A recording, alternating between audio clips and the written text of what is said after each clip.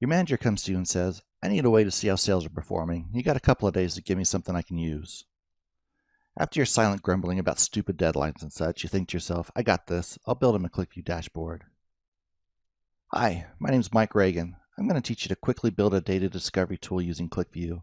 You won't need any prior experience with QlikView, but some Excel skills and some business sense will help. The most difficult problem for QlikView beginners is, where do I start? I'll show you some of the things you can do with the QlikView app so that you can get a feel for the possible. First, let's talk about the term dashboard. I hope to steer you away from it.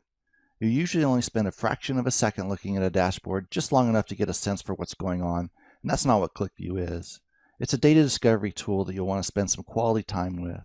So unless I slip up, let's call what we're building apps.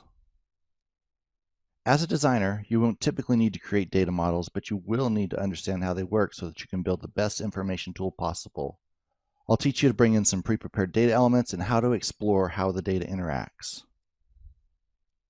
We'll start the build with a couple of objects that are closer to the dashboard metaphor. They'll fill that quick look function of your dashboard in your car. I'll teach you to build a few basic objects to give you a status check view of your business. If you glance at your dashboard and you see the oil pressure light blinking, you'll know it's time to dig in and find out why. It's the same with your QlikView apps. When your KPIs show trouble or outstanding performance, you'll want to discover what's going on. Finally, we'll talk about presentation. The truth is that if your QlikView app looks terrible, nobody will use it.